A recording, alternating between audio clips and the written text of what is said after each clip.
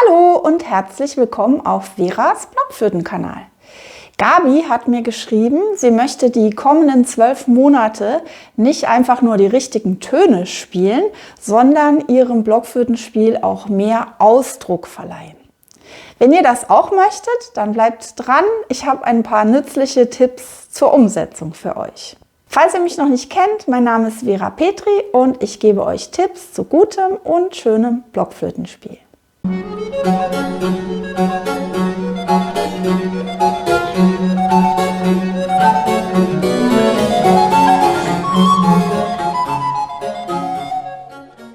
Ja, Gabi hört sich gern schöne Blockflötenmusik an von verschiedenen Spielerinnen und Spielern und versucht auch diese auch zu spielen, findet aber selbst, dass sie weit entfernt ist davon, was Verzierungen und Ausdruck anbelangt. Mal ganz ehrlich, seid ihr beim Üben eines Stückes hauptsächlich darauf gerichtet, die richtigen Töne zu spielen und achtet vielleicht nicht direkt auf die musikalische Gestaltung? Die richtigen Töne zu spielen ist natürlich super, aber selbst wenn wir ein Vivaldi-Concerto im perfekten, superschnellen Tempo spielen würden, ganz ohne Ausdruck, dann würde es klingen wie ein Computer und das wäre dann sterbenslangweilig. Übrigens, falls ihr euch gerade langweilt, dann klickt doch mal unten rum und klickt auf Daumen hoch. Und natürlich solltet ihr unbedingt Veras Blockflötenkanal abonnieren, damit ihr kein Video mehr verpasst. Okay, Gabi möchte also Verzierungen und Ausdruck voranbringen in ihrem Blockflötenspiel. Was Verzierungen sind, das ist wahrscheinlich vielen klar. Verzierungen können zum Beispiel festgelegte Verzierungen sein, wie kleine Triller, Praller, Mordent oder auch Vorhalte.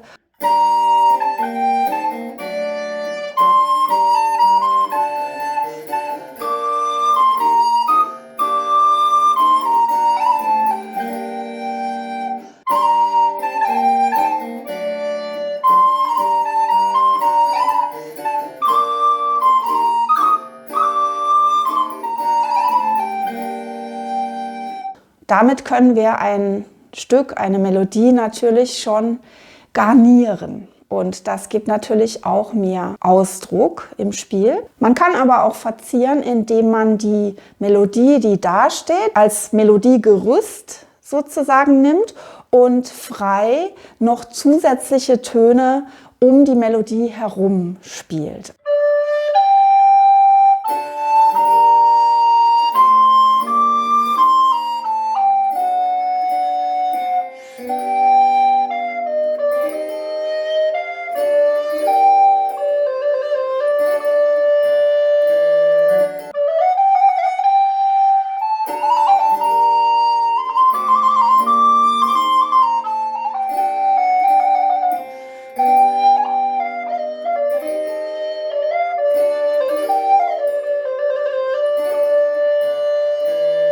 Dadurch bringt ihr natürlich auch mehr Ausdruck in euer Spiel rein. Bei beiden Arten von Verzierungen, also bei diesen festgelegten oder auch bei den freien Verzierungen, den willkürlichen Verzierungen, muss man darauf achten, dass das auch zum Charakter des Stückes passt, das man spielt. Das heißt nicht, dass man nicht in einem Adagio viele Verzierungstöne anbringen kann, aber sie müssen dann so gespielt sein, dass sie im Charakter zu dem Stück passen und keine unnötige Unruhe reinbringen. Denn die Verzierungen sollen den Charakter des Stückes unterstützen.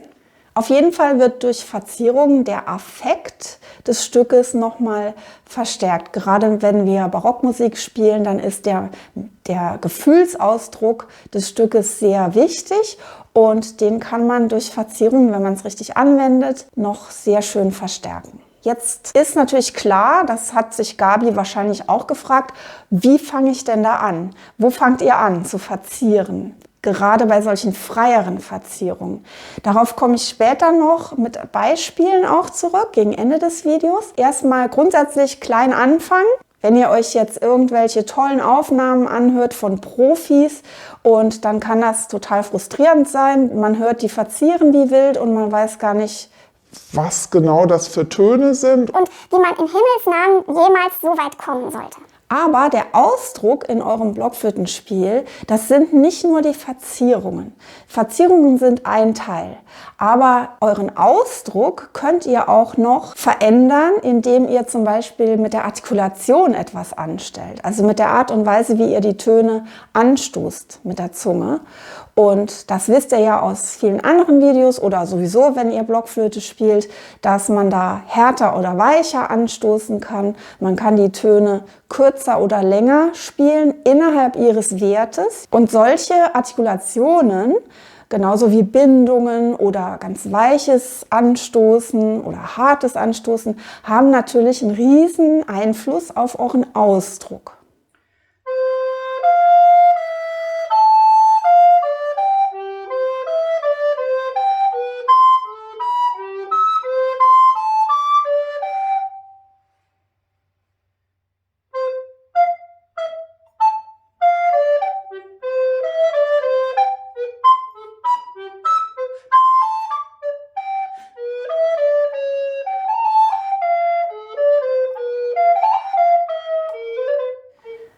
Also es ist deshalb auch wichtig, dass ihr auch hier wieder nach dem Stück schaut, das ihr spielt, gut hinhört, dass die Artikulation möglichst auch passt zum Stück und am besten noch ungefähr im Sinne des Komponisten.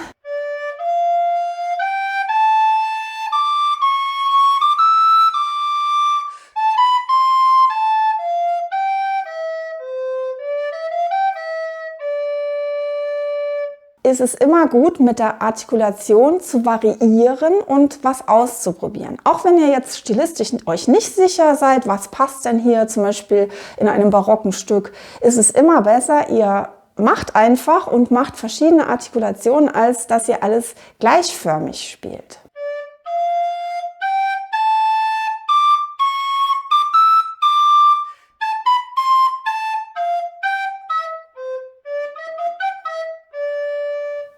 Wenn ihr das dann versucht, mal anders zu artikulieren, dann merkt ihr, dass das Stück viel lebendiger wird und plötzlich zu sprechen anfängt. Musikalisch ausdrucksvoll spielen kann man natürlich auch, indem man lauter und leiser spielt. Und da wisst ihr ja auch von mir schon, dass man das bei der Blockflöte mit Vorsicht zu genießen hat. Denn wenn ich bei der Blockflöte etwas lauter reinblase, ist der Ton sofort höher. Und wenn ich leiser reinblase, ist er tiefer.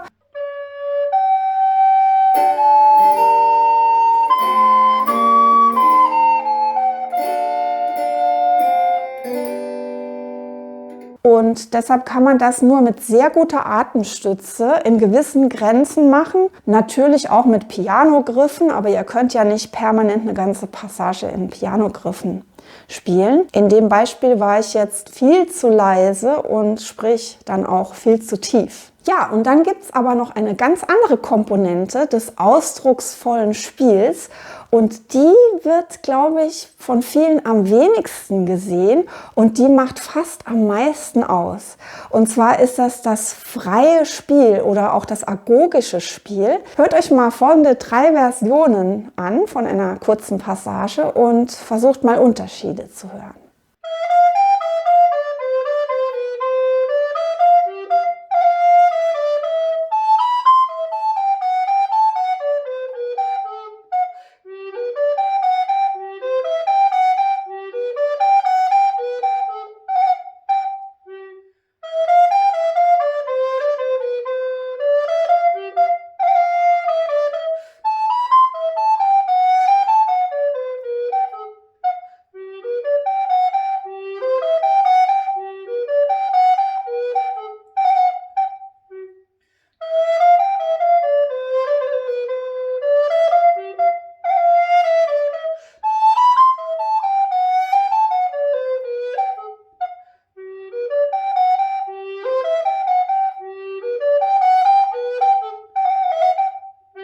So, ich hatte extra für dieses Beispiel die Kopfhörer reingemacht mit einem Metronom im Hintergrund, damit ich ganz sicher war, dass ich bei allen 3 Versionen im Rhythmus bleibe.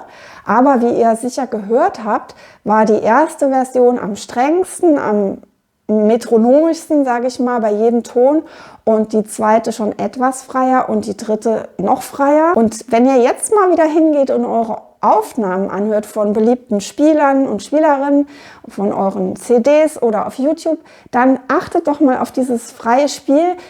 Und dafür ist es natürlich praktisch, wenn das Stücke sind, die ihr selbst kennt und die Noten habt und am liebsten, wenn ihr die sogar selbst spielen könnt.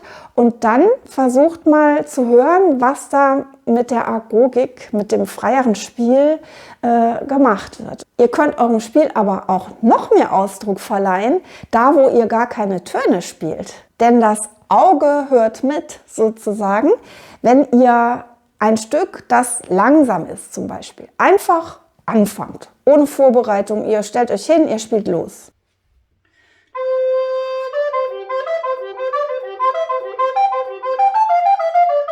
Dann seid weder ihr selbst als Spieler mit eurem Atem und eurer inneren Ruhe, noch der Zuhörer so weit in das Stück reinzukommen. Das heißt, ihr purzelt dann einfach so in den Anfang rein und man muss sich die ersten paar Noten, ersten paar Takte lang erstmal sortieren. Okay, okay, es ist langsam und es ist wichtig, sowohl für eure Atemführung und eure Ruhe im Ton auch, den ihr spielt, als auch für die Zuhörerinnen und Zuhörer, dass diese Ruhe schon vor dem Erklingen des ersten Tones beginnt.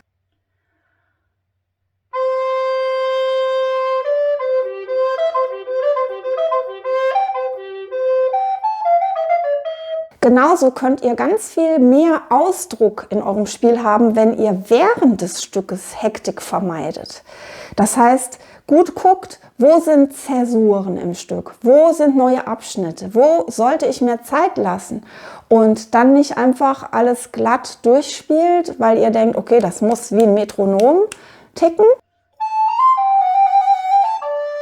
Und dann kann schnell schon mal aus einem Largo plötzlich ein Allegro werden, weil man zu hektisch ist. Ihr seht, es gibt einige Punkte, mit denen man sein Blockflötenspiel ausdrucksstärker machen kann, musikalisch schöner machen kann. Verzierungen sind ein Teil davon, aber sind nicht alles. Was kann Gabi jetzt machen? Was könnt ihr machen, wenn ihr da rangehen wollt? Also jetzt war das natürlich viel Info. Jetzt denkt ihr vielleicht, oh, wo soll ich denn da anfangen? Das ist ja so viel auf einmal. Wenn ihr jetzt mal zu dem geht, was Gabi gesagt hatte, nämlich die Verzierungen, die ja ein Teil des Ausdrucks sind, dann versucht doch mal erst mit diesen festgelegten Verzierungen zu Werke zu gehen, also wie kleine Triller, Praller, Mordent.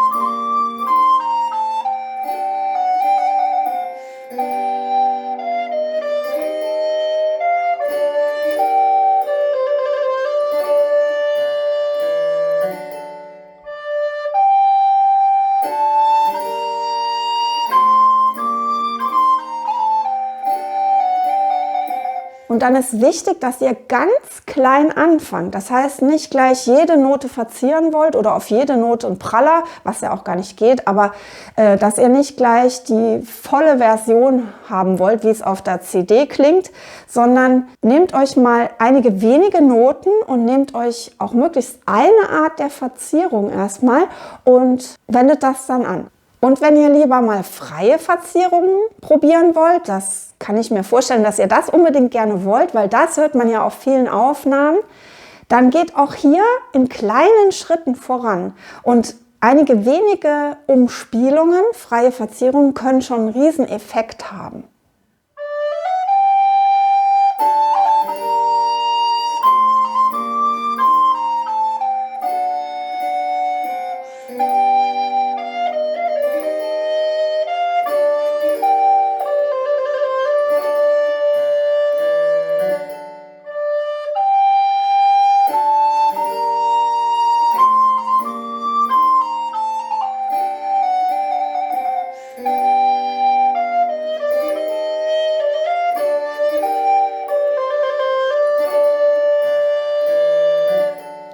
ja, ihr habt gemerkt, es werden alle möglichen Dinge des Blockflötenspiels angesprochen, wenn man überhaupt schön spielen will. Das ist klar. Also an allererster Stelle die Atemtechnik.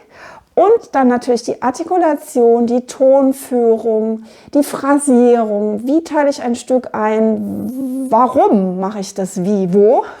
Und all diese Dinge, ihr wisst es ja, die sind für fortgeschrittene Spielerinnen und Spieler in meinem Video-Online-Kurs kompakt, komprimiert, gut zusammengefasst und mit vielen Übungen in Videoform. Und habe ich es jetzt schon gesagt, der Kurs heißt Blockflöte Next Level und den könnt ihr kaufen und euch dann zum Üben jedes Mal einloggen und zu jeder Tages- und Nachtzeit damit beschäftigen. Ja, und dieses Wochenende vom 13. bis 15. Januar 2024 einschließlich gibt es meinen Kurs mit 15% Rabatt mit dem Rabattcode Januar15. Sehr einfallsreich. Das ist auch noch mal unten in der Infobox verlinkt. Also wenn ihr diese Chance nutzen wollt, denkt dran, das ist Samstag, Sonntag und Montag, nur dieses Wochenende. Ja, jetzt bedanke ich mich fürs Zuhören. Ich hoffe, ihr konntet mit den Tipps was anfangen und würde mich freuen, wenn ihr nächstes Mal wieder dabei seid auf Veras Blockflötenkanal. Bis dahin. Tschüss.